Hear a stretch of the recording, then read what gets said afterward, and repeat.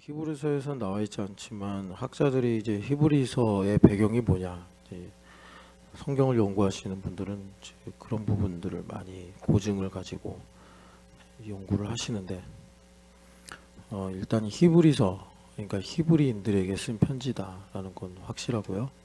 그래서 바울 사도하고 베드로 사도하고 교제 약수를 하였다 그러잖아요. 그 교제 약수라는 것이 이제 바울 사도는 이방인에게로, 그리고 베드로 사도는 유대인들에게로.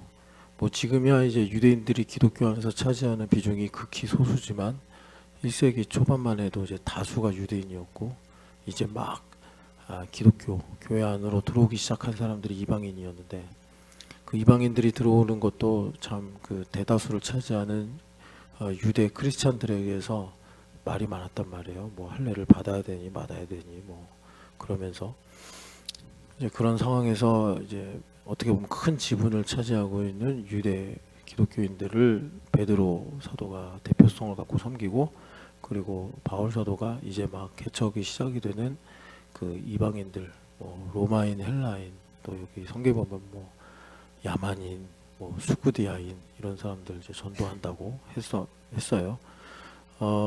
그래서 이 유대인들이 그렇게 예수님을 믿기로 하고 기독교인이 됐는데, 이제 많이 핍박을 받았죠. 자기 동족들에게. 바울 사도도 그렇게 동족들에게 내가 핍박을 많이 받았다 한 것처럼 뭐 그런 것도 있을 거고, 또 혼란도 있을 거고. 바울 사도도 이제 기독교인이지만 사도행전에 보면은 그 유대인들의 그 전통이나 또 이런 종교적 의식, 이것에 충실하게 여러분들이 이제 살아가는 걸 보실 겁니다. 그러니까 거의 뭐 차이가 없다. 사도행전 초반에 보면은 예수님을 믿고도 제자들이 성전에 가서 기도하고 하는 건 나오죠. 유대인들이나 기독교인이나 거의 차이가 없는 거예요. 이제 그런 가운데서 혼란도 오고, 뭐 이제 어려운 상황에서, 근데 그게 내용은 다르지만 그 문제의 성격이 비슷한 게, 이제 우리도 이 세상에 살면서 약간 뭐 세상 말로 물에 술 탄 듯 술에 물 탄 듯, 이렇게 이제 그 2장 1절에서 주의를 주는 것처럼 너희의 믿음이 유실되지 않도록 주의해라. 이제 이런 메시지로 이제 히브리서가 우리에게 말씀을 주고 있습니다. 그러다 보니까 히브리서가 우리한테 주는 복음이 어떻게 보면 그 율법을 우리가 배우면 이제 우리 교회에서 이런 표현 쓰잖아요. 법리다. 그러니까 분명히 그 스테이트먼트로는 언급이 되지 않지만 이 스테이트먼트들을 쭉 종합을 해보면 이런 내용이 있지 않겠냐, 이런 뜻이 있지 않겠냐. 이제 그럴 때 우리가 법리적으로 따지면 뭐 법리로 볼 때 이렇게 표현하죠. 그래서 그거 이제 그 구약의 여러 율법들을 이제 히브리서에서 깊이 있게 다루면서 그 율법들의 행간, 그러니까 어떻게 보면은 정말 그 율법들의 조항을 통해서 하나님께서 우리에게 말씀하시려고 하는 율법의 하이엔드의 부분을 이제 히브리 기자가 설득력 있게, 그리고 예수님 중심으로 히브리 기독교인들에게 전하고 있는 겁니다. 그래서 그것이 뭔가 뭐 이제 히브리서에서 여러 모양으로 나오는데, 우리가 이제 딱 보면서 그 이제 그냥 편하게 쉽게 볼 수 있는 게 인격적 관계입니다. 살아계신 하나님과의 인격적 관계. 그래서 가장 그 히브리서에서 중요하게 여긴 게, 그게 사실 이제 바울 사도도 그렇게 서신에서 다루고 있어요. 뭐 고린도 전후서에서도 그렇고 빌립보서에서도 그렇고 뭐 에베소서도 그런 말씀이 있고. 근데 그게 뭐냐면, 우리는 그래요. 하나님의 음성을 들으면 일단 지금은 좋으냐 안 좋으냐가 그 기준인 것 같아요. 일반적으로 사람들이 저 하나님 음성 들었어요 이렇게 말하는 걸 제가 이렇게 종합을 해서 보면, 자기가 좋아하는 건 하나님 음성 들은 거예요. 자기가 하고 싶은 거, 자기에게 위로가 되는 거, 자기가 원하는 거, 그런 것들을 뭐 확증해주고 뭐 또 이렇게 지지해주고, 이제 그러면 하나님 음성 들었다. 그래서 여러분 제가 이렇게 이제 말하는 뉘앙스를 좀 느끼시면 아시겠지만 상당히 좀 뭐라 그럴까 어린아이 같은 느낌이에요. 그러니까 자기가 싫은 것을 이제 하나님의 음성이라고 누가 말하거나 아니면 이제 자기가 하나님의 음성을 들었다고 하는 걸 누가 합리적으로 생각할 때 그건 좀 이렇게 보면은 이런 게 있지 않을까 이렇게 얘기하면 되게 싫어하죠. 그래서 심지어 저는 뭐 그 되게 기분 나쁘게 생각하면서 막 화내는 사람도 봤어요. 목사님 중에도 그런 분들 있어요. 그래가지고 아니 하나님 음성을 들었으면 더 온유하고 겸손해야지 저렇게 속이 좁아지고 저렇게 사람하고 더 멀어지면 어떡하나. 자기가 하나님 음성 들었대요. 근데 같은 기독교인인데 악의를 갖고 뭐 마귀가 아닌 이상 합리적으로 그러니까 하나님 음성 들으면 더 합리적이 돼야 되거든요. 더 합리적이 돼야 되는데 지금은 뭐 때로 볼 때 이런 거 아닐까? 뭐 이런 거. 그건 맞는데 예를 들어서 지금 이거는 준비가 안 되지 않았나? 뭐 이런 식으로 이렇게 이제 서로가 상대적으로 이제 생각을 다르게 하니까 말할 수 있잖아요. 그럼 그걸 수용하는 게 하나님 음성 들은 사람의 어떻게 보면 더 온전한 모습인데 되게 서운해하고 이제 더 좀 안 좋아지면 너가 하나님을 대적하냐? 막 이런 식으로.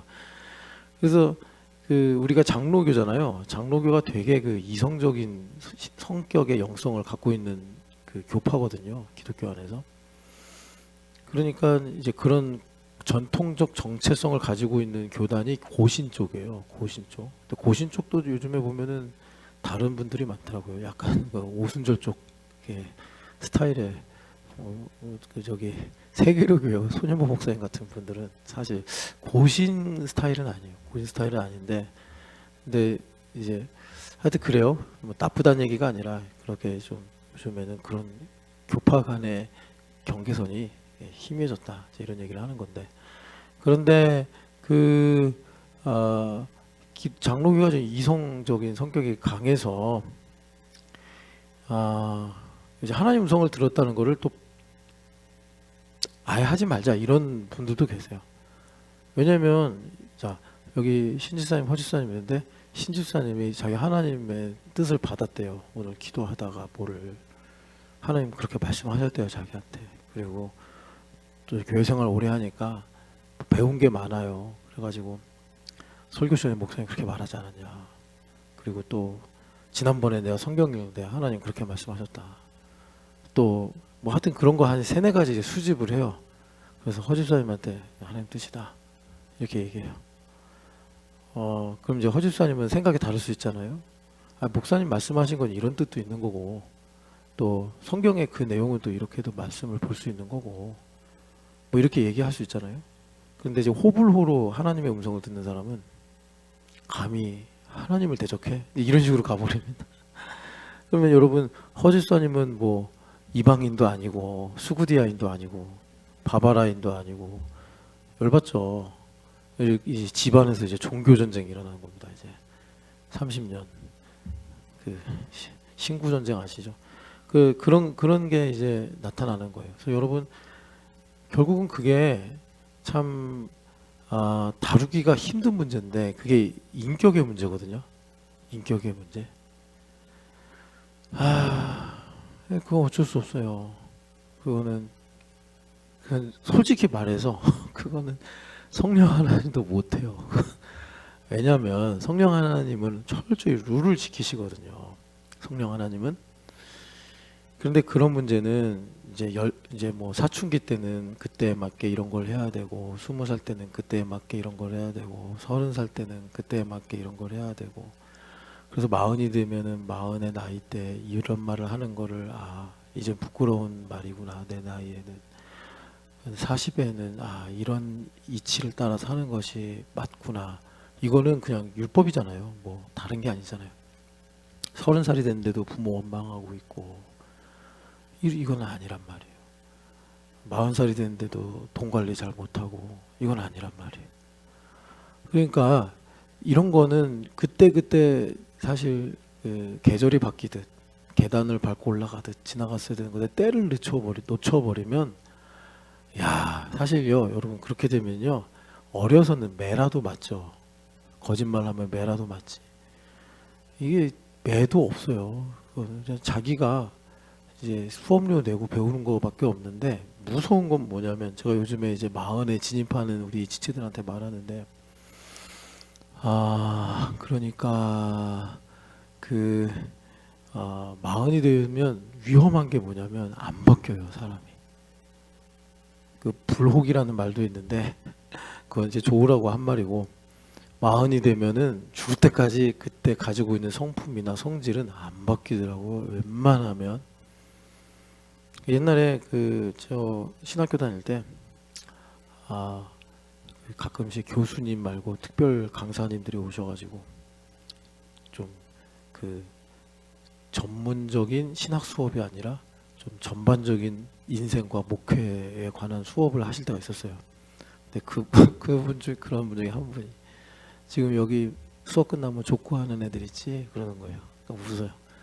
여기 뭐 맨날 수업 끝나면 산에 올라가서 기도하는 애들 있지 막 웃어요. 그리고 수업 끝나면 여기서 저기 도서관 가서 공부하는 애들 있지 그래서 웃어요. 웃어요. 걔네들 은퇴할 때까지 그러고 살아.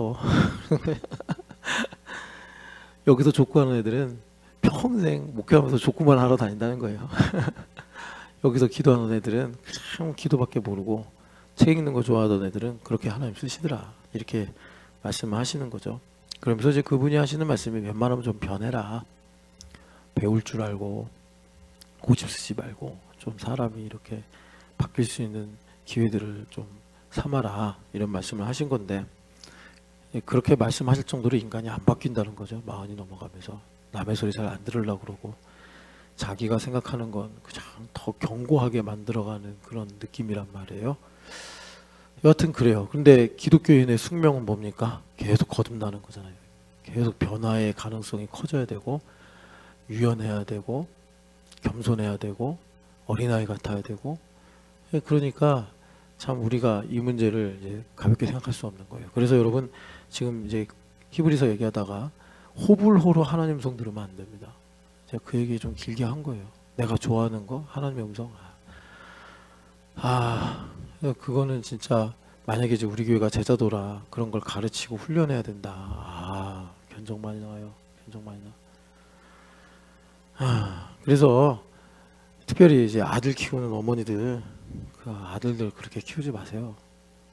우리 교회 아들도 별로 없긴 한데 아들은 좀 더 험하게 키우는 게 많은 것 같아요. 험하게 키우는.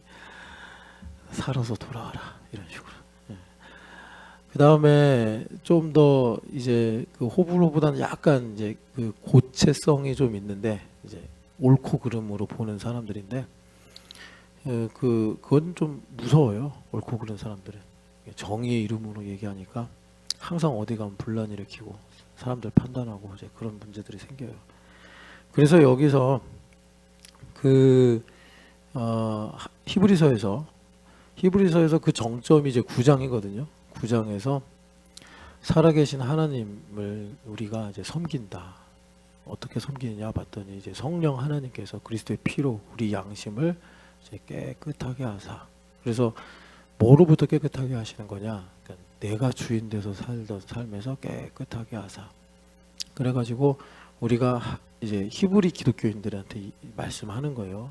그래서 여러분들이 그 율법을 제대로 알고 히브리서를 보면은 히브리인들이 느끼던 충격과 감격을 이제 같이 가져갈 수 있습니다. 하나님 이런 일을 하신 거라고? 근데 우리는 사실 알아도 진짜 아는 것만 갖고 있으니까, 이분들은 삶이었거든요. 소를 하나님께 드리고 성소에 대제사장에 들어가고 뭐 이런 것들 다 이게 그들에게 리얼리티고 삶이었기 때문에 이제 히브리 기자가 그런 약속이 어떻게 나의 삶의 인격과 또 구체적인 사실로 나타나는가, 이런 걸 이제 히브리서를 통해서 읽으면서 사실 그 애매하고 희미하고 혼란스럽던 것들이 싹 이제 정리가 되는 그런 은혜가 있게 되는 거죠. 그래서 히브리서에서 그 복음으로 우리에게 주시는 게 뭐냐면 인격적 관계. 그래서 어제 여러분들이 기억나실지 모르겠는데, 어제 우리가 히브리서 4장 1, 2절 읽으면서 그 3장과 이제 4장 마지막까지 그 연결되는 맥락에서 중간쯤에 해당되는 건데, 그러니까 믿음과 말씀이 결부가 돼서 안식에 들어가야 된다. 그런데 여러분 거기 이제 보시면 여기 옆에 사장이 있으니까 그 말씀과 계속 그 앞서거니 뒤서거니 하면서 교차되는 게 뭐냐면 들은 바예요. 들은 바. 4장 2절 보면은 여기 복음이 말씀이잖아요. 복음이 말씀인데 여기 복음 전함을 받은 자이나, 복음을 전하다가 유앙겔리조라는 단어인데 그걸 수동태로 써서 동사형입니다. 여기 복음을 전함 받은 자. 우리 안에 복음이 있다 이거죠. 그런데 그 말씀이 유익하지 못한 것은 할 때 이 말씀과 동격으로 쓰이는 게 들은 바, 이거예요. 들은 바. 그리고 그 밑에도 말씀과 믿음이 결부시켜져야 된다는 말씀인데 거기서 말씀이라고 안 하시고 들은 바가 나오는 거죠. 그 들은 것을 들은 자가 믿음과 결부시켜야 되는데 이제 그렇게 못했다 라고 말씀하는 거예요. 그러니까 예수님도 그러셨잖아요. 육은 무익한 것이고 영은 살리는 것이다. 그러니까 이제 우리에게 이 말씀을 이제 주셔요. 그럼 우리가 뭐 예수님 표현에 의하면 먹는다, 마신다, 뭐 이렇게도 말씀하셨는데 그건 이제 주님께서 비유적으로 풍성하게 하시려고 그렇게 먹는 것이다, 마시는 것이다 하신 거고, 핵심적으로 말하면 이제 듣는다, 이제 음성을 듣는다. 그러니까 우리가 성경으로 읽어도 음성을 듣는다. 왜 음성이라고 하셨을까? 진짜 무슨 뭐 소리 같이 이렇게 파동으로 오는 것이 아니고 이제 말씀이 영으로 우리에게 믿어지는 것, 그걸 이제 특정해서 들은 바 이렇게 말씀하는 거예요. 들은 바. 그래서 이 말씀이 들릴 때 여기 3장에서 말씀하는 것처럼 우리는 기본값이 완고해진다. 이거는 그 들려진 말씀이 어렵거나 들려진 말씀이 좀 이상하거나 힘들어서가 아니고 정확하게 말하면 내가 주인 돼서 살려고 하는 거하고 하나님 주인 되심하고 부딪히기 때문에 이 마음이 굳어지는 것이다. 여기서 여러분 조금도 타협을 하시면 안 됩니다. 조금도 타협을 하시면 안 돼요. 안 그러면 말씀이 유익이 안 돼. 그러니까 교회는 듣는 곳이잖아요. 듣는 게 어떻게 보면은 오토로 이루어지도록 하신 그 운동신경, 자율신경 하면 자율신경계로 들리는 게 되도록 하신 게 교회예요. 그래서 그 바울 사도가 그것을 머리와 몸이다. 지금도 제 몸이 속에서 대장은 대장대로, 위장은 위장대로, 간장은 간장대로, 심장은 심장대로, 오장육부가 그렇게 이제 움직이는 거 아니에요? 근데 저는 간에게 명령하지도 않고 위에게 명령하지도 않고, 근데 지들이 알아서 지금까지 움직여서 사는 거거든요. 근데 뇌가 딱 꺼지면 얘네들도 기능이 멈추겠죠. 그런 것처럼 교회가 그런 곳이란 말이죠. 그래서 이 머리와 몸의 관계로 붙여서 그 들리는 게 우리에게 생명인데, 여러분 이건 뭐 성경 말씀에 누차 여러 번 나오니까 듣는 것이 생명인데 이게 생명을 줘버리신 거라. 그래서 여러분들이 사실 인지하지 않아도 듣고 사는 거예요. 아마 그 들음이라고 할 때 90% 정도는 우리가 이제 그 자율신경계처럼 듣고 사는 거예요. 그러니까 여러분들이 힘들어도 어떨 때 기도하러 나오고 또 이렇게 졸린데도 새벽에 나오고 또 뭐 성경학교 한다 그러면 내가 좀 어떻게 휴가라도 하루 더 내가지고 애들하고 좀 놀아줄까 뭐 이런 생각도 듣는 거고, 아니 일반적으로 생각하면은 머리에 무슨 빵꾸 났냐, 이 귀한 휴가를 왜 애들하고 보내려고 그러냐. 근데 제대로 머리가 빵꾸 안 났으면 그렇게 생각하는 거죠. 아니 이 하나님께서 주신 시간 중에 이 직장인에게 이 정말 금으로 만든 피 같은 이 휴가를 영혼을 위해서 이 아이들을 위해 쓴다 하니 우리 주님께서 야 내가 이렇게 힘들고 어려울 때 너가 날 찾아오지 않았냐. 아니 예수님께서, 여러분 지금은 우리가 은근히 예수님 무시하는 거 알아요? 그래서 근심하는 거예요. 예수님 부활하셨다고 하면서 승천하셨다고 하면서 인생은 이게 뭡니까? 풀리는 것도 없고 되는 것도 없고, 성경 말씀 안 보면 이제 그런 생각에 현혹이 돼가지고 낙심하고 한숨 쉬고 그러는 거예요. 그런데 여러분 복음서에서 예수님께서 누차 말씀하신 것처럼 예수님 딱 오면은 짠 하는 식으로 오시는데 엄청 충격적이라는 거예요. 그래서 그냥 약간 좀 그 구색이 안 좋더라도 어쩔 수 없이 좀 예수님 편들고 뭔가 좀 이렇게 뭐 예를 들어 이런 거예요. 이제 성경학교가 와요. 근데 사실 뭐 아유, 어디 가봐야 뭐 내가 재밌을 게 있냐? 아, 그래 뭐 돈도 없고 남는 건 건강과 시간이다 해가지고 그냥 성경학교 금요일 딱 하루 휴가 내는 거예요.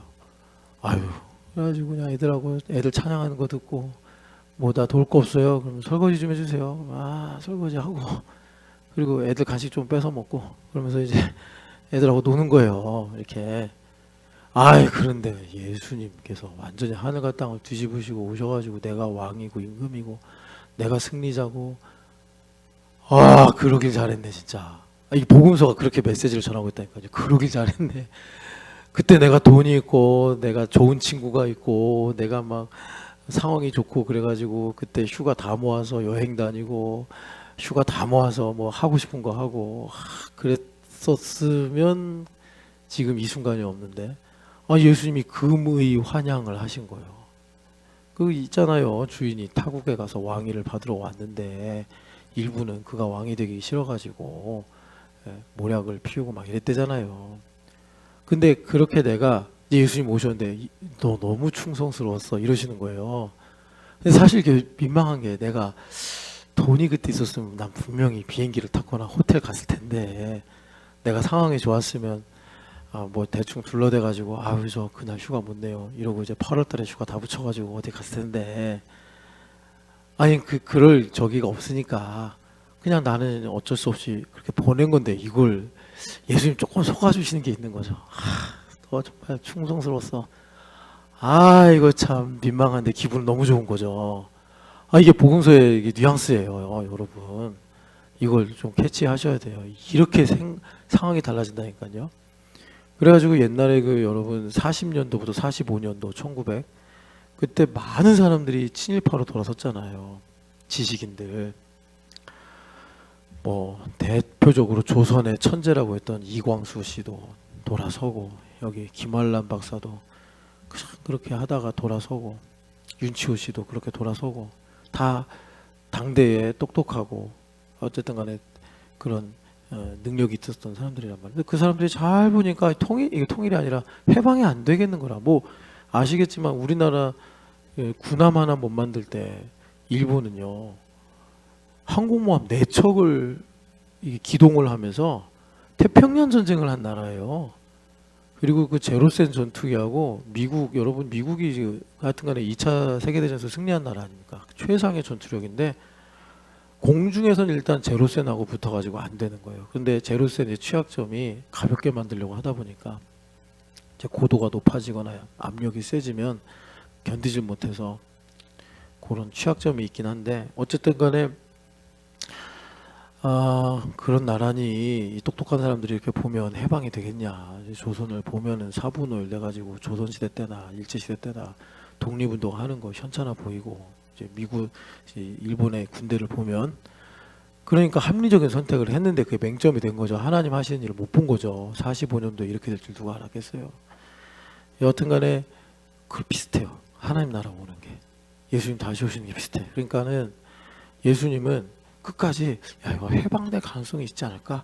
이런 느낌을 갖다가 아니야 해방 못 돼 안 돼. 이렇게 해서는 안 돼. 해서 정말 그 마음이 속에 감춰놓은 마음이 다 드러날 때까지 주님께 기다리시다가 공의의 관점에서 보면 딱 결정됐다. 그러면 주님 오셔가지고 그 마지막 마무리를 하시는 거예요.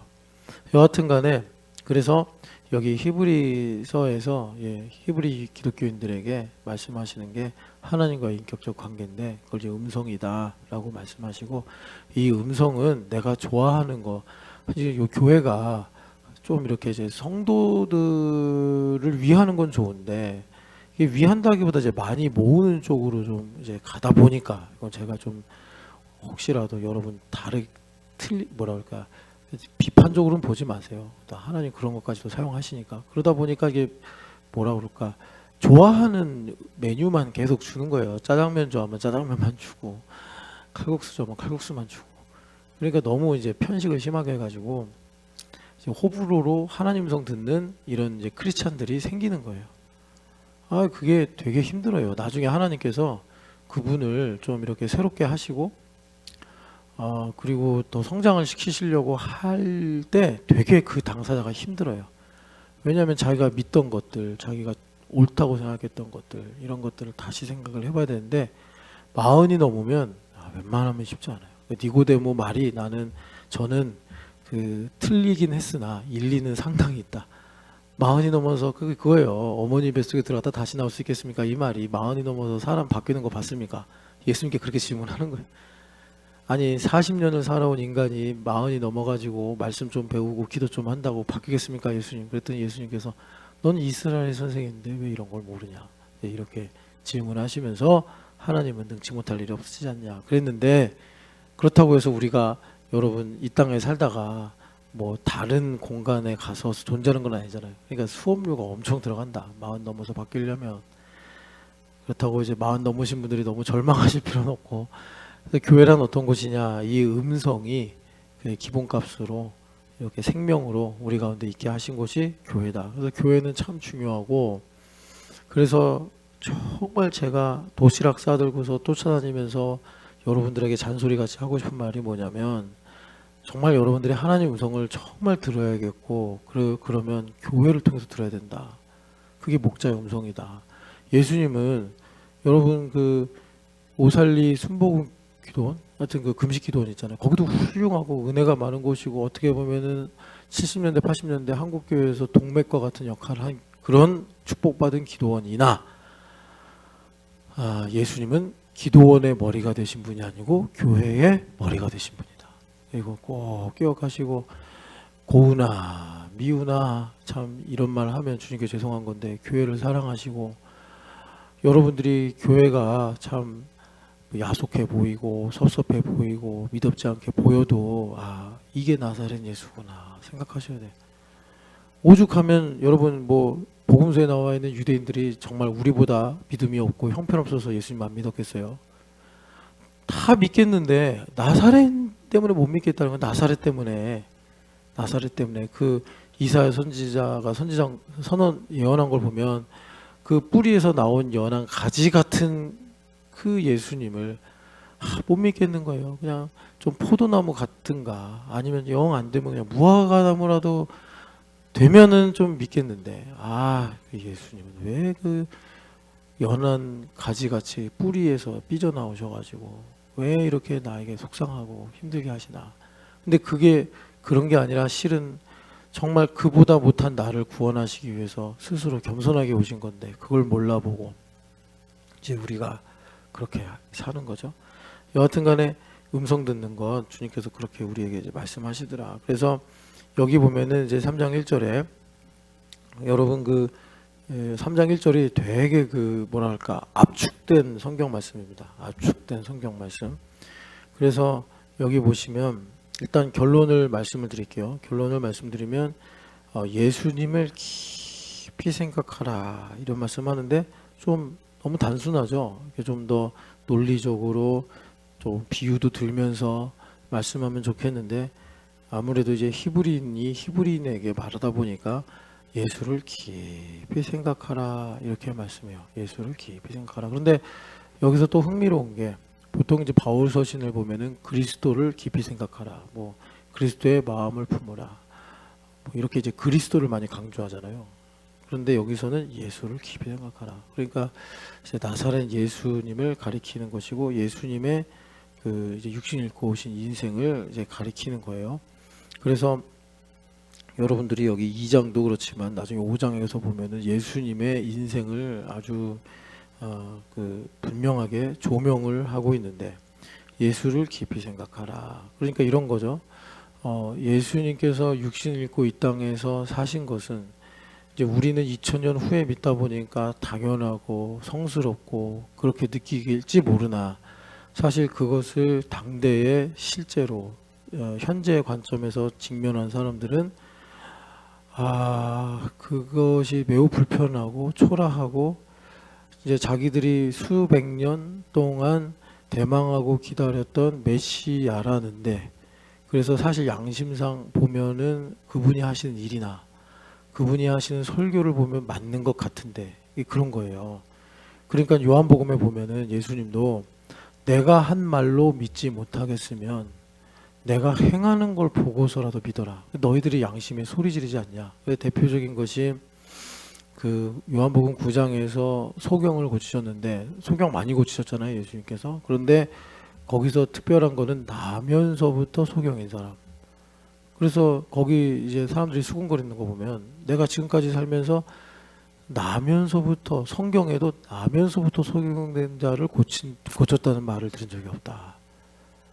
그런데 이분은 그렇게 하지 않냐 하면서 메시아가 아니겠냐. 그런데 또 이제 바리새인이나 제사장들은 아니 어떻게 그런 사람이 뭐 갈릴리에서 날 수 있냐, 뭐 이런 목수의 아들 아니냐 이러면서 이제 예수님에 대한 의혹이 점점 커지죠.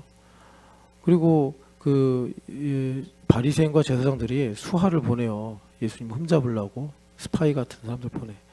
그 사람들이 듣고 오더니 뭐라고 하냐면 지금까지 그렇게 말을 하는 사람을 본 적이 없습니다. 그랬더니 바리새인과 제사장들이 니들도 미혹됐냐? 그러면서 죽여야겠다 막 이런 얘기를 하잖아요. 그러니까 예수를 깊이 생각하라. 이제 이 말씀은 어떤 것이냐면, 여러분 그 예수님께서 성육신하신 모든 내용을 그 복음서 기자들이 이구동성 게임 같이 똑같이 말하는 게 뭐냐, 말씀대로 응한 것이다 그래요. 예수님이 심지어 이제 다 기록된 건 아니니까 밥을 드셔도 물을 마시셔도 길을 걸어가셔도 잠을 주무셔도 다 그게 구약의 이 말씀이 응하여진 것이다.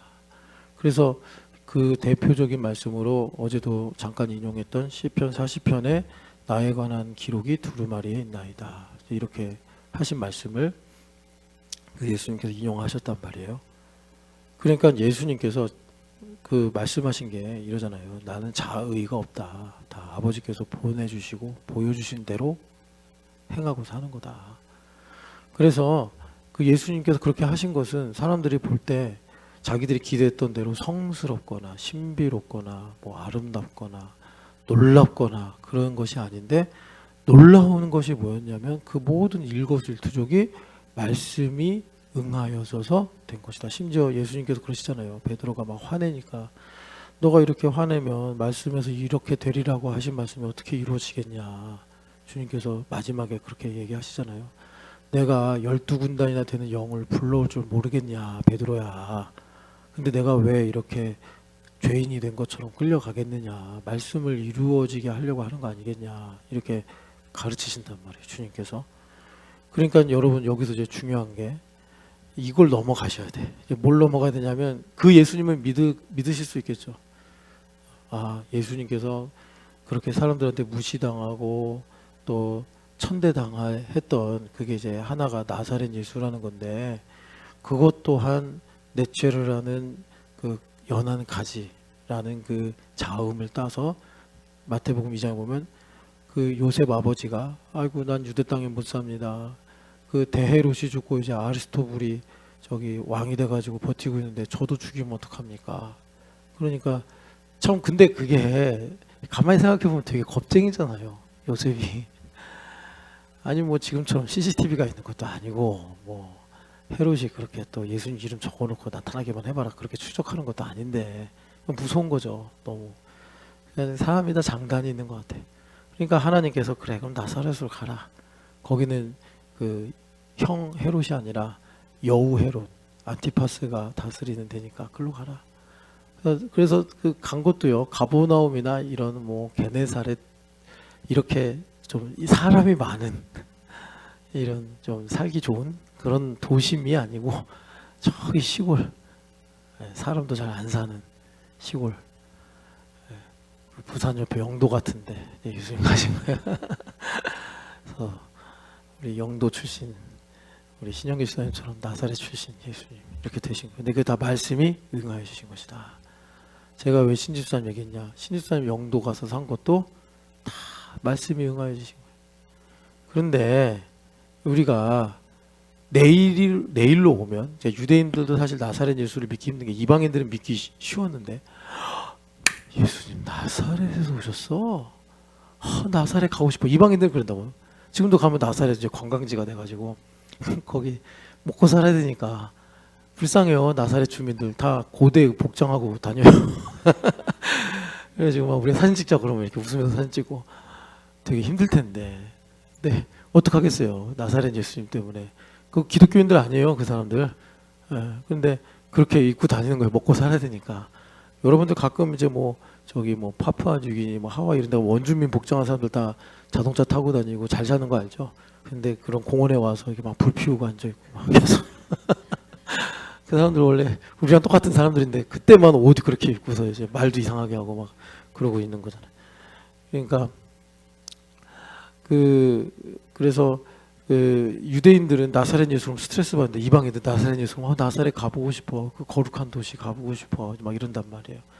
베들레헴도 마찬가지예요. 미가 선지자가 이제 메시아가 베들레헴에서 오신다 예언을 했을 때 그 핍박 많이 받았단 말이에요. 아니 어떻게 베들레헴 같은 데서 오냐 메시아가. 넌 어떻게 그렇게 함부로 말을 하냐. 이렇게 핍박을 많이 받았단 말이에요. 근데 이방인들은요. 베들레헴 그 고요한 방 거룩한 방 거기 가고 싶어 이러지. 유대인들은 왜 예수님 베들레헴에 와서. 똑같아요. 그 공식이 여러분들의 삶을 이제 예수님 믿고 나의 삶에서 이제 예수님을 발견한다. 그것이 내가 영도에서 태어난 것이 또 나의 인생의 가난이나 아픔이 나의 인생의 고통이 하나님의 말씀이 응한 것이구나 라고 할 때 남은 타인은 나의 삶에 대해서 얼마나 감사하냐 얼마나 은혜가 풍성하냐 이럴 줄 모르지만 나는 이제 이걸 넘어가려면 십자가의 능력이 필요한 거예요. 내가 죽고 있으면 사셔야 되는 거예요. 네. 그래서 여기 이제 예수님을 깊이 생각하라 이 말씀은 뭐냐면 나의 인생을 텍스트로 놓고 예수님으로 읽어라 이겁니다. 예수님으로 읽어라. 예수님으로 읽어라. 그래서 여러분 이게 참 이제 우리한테 중요합니다. 그래서 여기 보면 앞에 믿는 도리의 사도이시며 대제사장 이렇게 나와요. 그러니까 여기 믿는 도리가 도리도리 하니까 이게 좀 어렵다 이렇게 생각이 들 수 있는데 이게 이제 영어로 보면 그냥 쉽게 confession 이렇게 번역이 됐어요. confession 그러니까 고백, 신앙 고백. 그러니까 우리가 신앙 고백 하잖아요. 그래서 시편 성경 말씀이 구약에서 제일 어렵다 이렇게 말씀한 게 이해가 어려운 게 아니라 내가 하나님 말씀을 깊이 묵상해서 오늘이라는 이 상황에서 나의 하나님은 반석이십니다. 이게 어렵다는 거예요. 내가 지금 막 흔들리고 있어요. 막 정신이 없어요. 막 빙빙 돌아요. 근데 그때 말씀이 평소에 묵상이 돼서 박효진을 딱 잡는 거예요. 그럼 박효진이 뭐라 그러냐? 하나님은 나의 반석이십니다.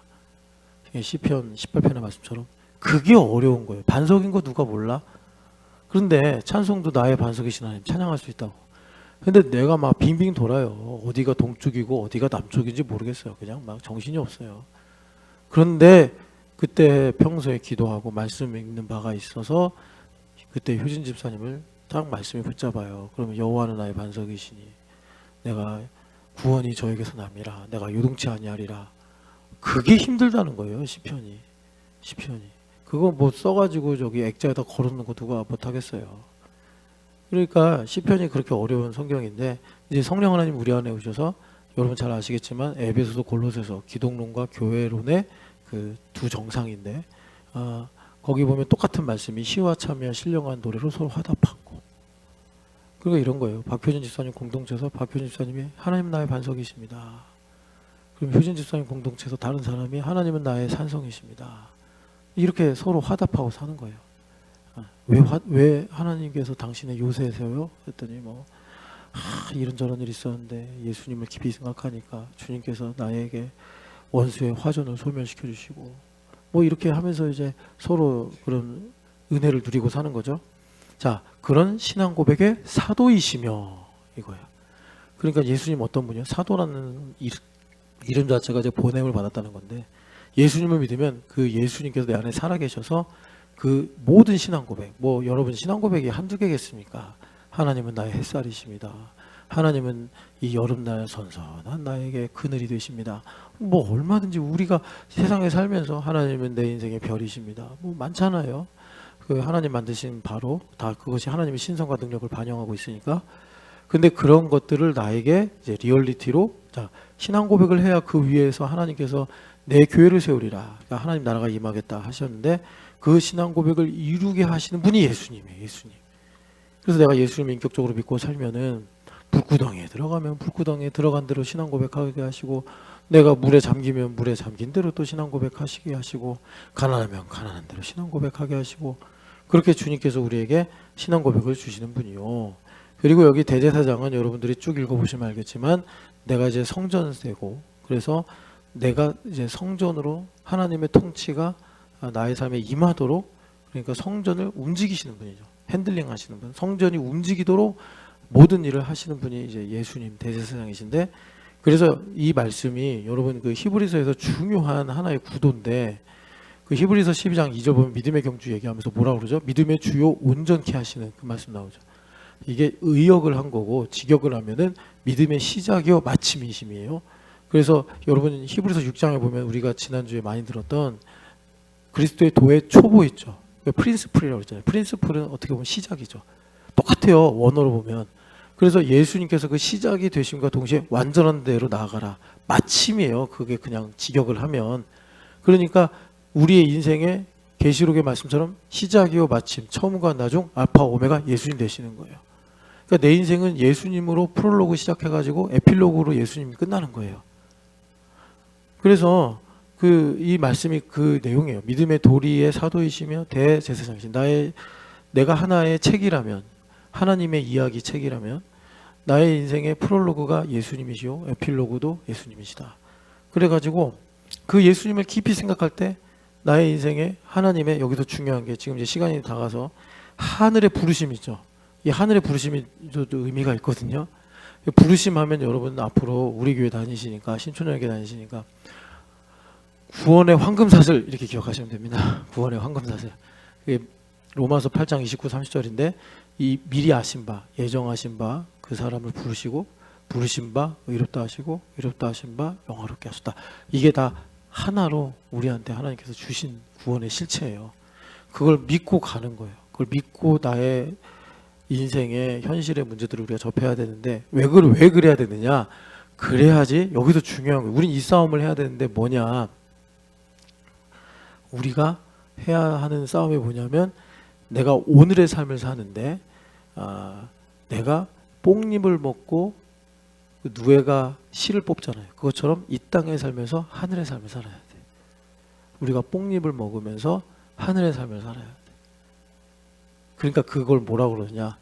해산하는 여인이다. 주님께서 하늘의 그 교회의 영광을 그 계시록 12장에 말씀하시면서 우리를 양육하시고 보호하시고 지키셔서 우리가 이 땅에서 해산하는 여인처럼 하나님의 나라의 삶을 살게 하시더라라는 것입니다. 그럼 여기서 이제 마지막인데요. 예수님을 깊이 생각하자. 그러니까 쉽게 말하면 내 인생이 책이야. 근데 나는 약간 너무 내 책이다 보니까 이제 자기중심성이 정리가 되고, 내가 성숙이 안 되면 남은 나를 읽는데 내가 나를 못 읽는다라는 그런 맹점이 좀 있어요.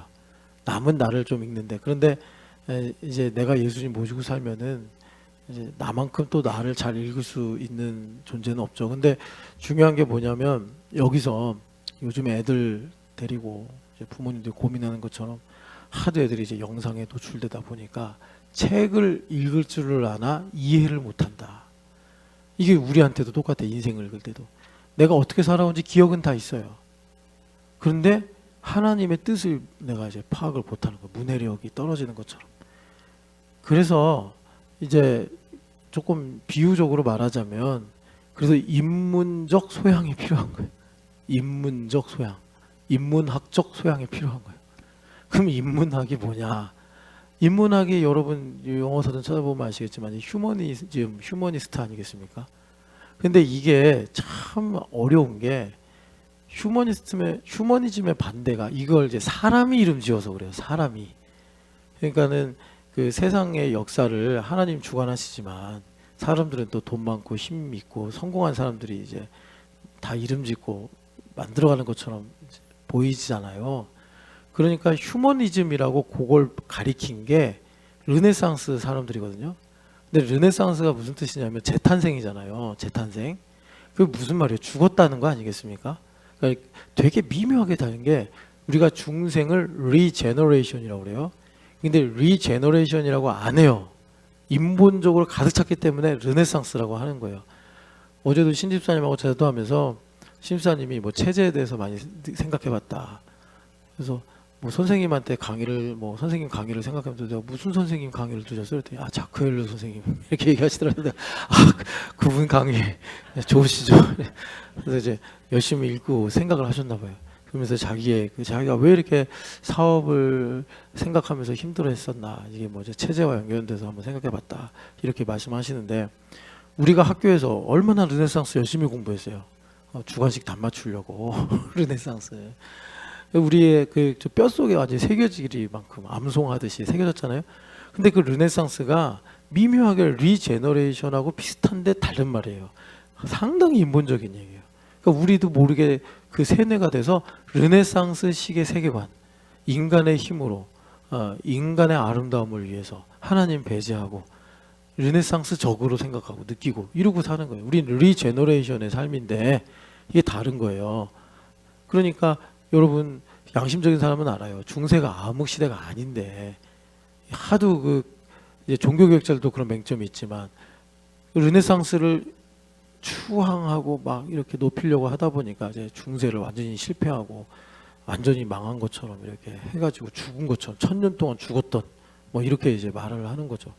그래서 여러분 이제 시간이 없다 하면서 제가 조금, 그래서 여기서 중요한 게 우리가 인문학적 소양을 가져야 되는데, 이게 말하자면 그러니까 이제 여러분 종교 개혁자들 중에 인문주의자라고 불리우는 사람이 칼빈이에요. 근데 왜 칼빈이 칼빈은 하나님 절대 주권을 강조한 사람인데 왜 이 사람이 휴머니스트라고 불리우는가? 그랬더니 그 기독교 강요 초판에 보면은 이런 말을 해요. 사람을 아는 것이 하나님을 아는 것이다.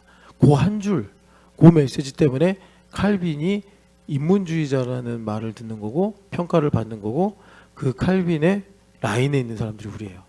장로교 사람들. 그래서 제가 여러분들에게 이제 마지막으로 들으려고 하는 말씀이 뭐냐면, 하나님 중심하고 이 인문주의라는 휴머니즘하고는 완전히 반대말이잖아요. 그런데 여러분 사실 이거 잘 보시면 이거 누구 얘기예요? 예수님 얘기예요. 예수님은 100% 인간이시면서 100% 하나님이세요. 이 양끝이 만나는 분은 예수님밖에 없어요. 어떤 사람은 신을 주장하면서 사람을 막 죽여. 어떤 사람은 사람을 사랑한다 그러면서 신을 죽여. 니체 같은 사람들 그런 사람 아닙니까? 그러니까 이 둘을 합쳐서 그 재홍 형제가 세례받기 전에 그렇게 고민한 우리 삶의 실상, 리얼리티를 주시는 분이 예수 그리스도란 말이에요. 그러니까 우리가 기독교 인문주의자로서 하나님을 사랑하는 것이 사람을 사랑하는 것과 똑같은 거구나. 그래서 나의 삶을 하나님의 이야기로, 예수님의 텍스트로 읽을 수 있는 유일한, 그러니까 합법적이면서 가능한 공간이 교회입니다. 왜? 교회는 예수님의 몸이시기 때문에. 그래서 여러분, 그래서 이제 우리가 교회가 되어서 예수님을 깊이 생각하자. 그건 무슨 말이냐? 제가 여러분 정말 다시 한번 말씀드리지만, 여러분들이 앞으로 10년을 더 살든 30년을 더 살든 잘 살아야 될 거 아니에요. 이 땅에서 행복하게. 우리가 처음에 개척할 때 신명기 8장 6장 엄청 묵상하고 그걸로 제자도모임 많이 했어요. 그래서 진짜 그런 꿈을 가졌다고. 주님 약속하신 땅에 되면 내가 채우지 않은 집에는 아름다운 물건들이 가득하고 세우지 않은 성읍이 있고 내가 짓지 아니한 집이 있고 내가 파지 않은 우물이 있고, 이거 우리 많이 제자도 했어요. 아니 그렇게 살아야 될 거 아니에요. 근데 우리 지금 그거, 근데 나만 사는 게 아니라 그 정원에 이제 초대해서 하나님 나라니까 그렇게 우리가 함께 공유하고 살아가는 걸 이제 꿈으로 생각하고 이렇게 기도하고 있는데, 그러려면은 자 예수님을 깊이 생각해야 된다. 나의 인생을 예수 그리스도로 읽어서 어떻게 된다는 거죠? 하늘의 뜻이 이루어진 것처럼 땅에서도 이루어지다. 그렇게 사는 거예요. 그러면 많이 가져도 문제가 없어. 왜? 하늘에 있는 게 내려왔으니까 내가 탐욕이나 내가 교만에 미혹될 리가 없어. 내가 또 인생에서 힘들고 어려운 일이 와도 문제가 없어. 여러분 우리가 신데렐라 동화 읽고서 인생 배우는 거 아니잖아요. 그건 동화잖아요. 우리 인생은 여러분 진짜 현실이잖아요. 아니 뭐 앞으로 살면서 힘든 일 없겠습니까? 근데 그 힘든 일이 있다 하더라도 뜻이 하늘에서 이루어진 걸로 내려오니 우리가 무슨 걱정을 하고 우리가 무슨 낙심할 게 있냐고. 하나님께서 낙심하시려면 낙심해야 되는데 하나님 그러신 분이 아니니까 우린 걱정할 필요가 없어요. 그래서 나의 삶에서 어떻게 된다고요? 예수님을 읽어야 된다고. 네, 그래서 주님께서 성령 하나님 우리에게 부어주셔서 오늘 우리에게 명령하시는 거예요. 하늘의 부르심을 받은 거룩한 형제들아 하시면서 예수님을 깊이 생각하자. 여러분 그렇게 그 에베소서 말씀으로 표현하면 예수님에 대한 지식의 깊이와 길이와 넓이와 높이가 매일마다 커지고 달라져서 하나님의 충만하심이 너희 안에 충만하게 거하기 원하노라. 응하여지시기를 축복합니다. 사랑하는 하나님 아버지, 오늘도 우리가 2000년 전 오신 예수님 뵌 적도 없고 또 만져본 적도 없지만 주님 말씀하셨습니다. 보지 않고 믿는 것이 복되도다. 교회가 되어서 이제는 나의 삶으로 봅니다. 나의 부모님, 나의 가족, 또 나의 지나간 일들, 나의 눈물, 나의 기쁨, 또 나의 미래 속에서 예수님을 볼 수 있도록 믿음을 더하여 주시옵시고, 그 일이 하나님 우리 형제 안에서 자매 안에서 예수님을 보는 일로 나에게 되어지는 것을 깨닫고 하나님 그 거룩의 신비를 알고 살아가는 우리 신촌연합교회가 되게 하여 주시옵소서. 하나님 아버지, 이 땅에서 정말 우리는 구원만 받아도 감사한 건데 천만 다행인데 하나님 아버지 구원받은 것만이 아니라 하나님 천국을 상속하게 하시오니 하나님 아버지 믿음으로 걸어가는 저희들 될 수 있도록 자비와 은혜를 더하여 주시옵소서. 낙심하지 않게 하여 주시옵소서. 하나님 아버지, 믿음은 경주하는 것이라고 히브리서 마지막에 가서 주님 말씀하시는데, 주님 우리가 예수님만 바라보고 달려가서 마침내 주님 정하신 바 그 마지막까지 우리가 정말 감사로 기쁨으로 완주하는 믿음의 생활을 하게 하여 주시옵소서. 살아계신 예수님의 이름으로 기도합니다. 아멘.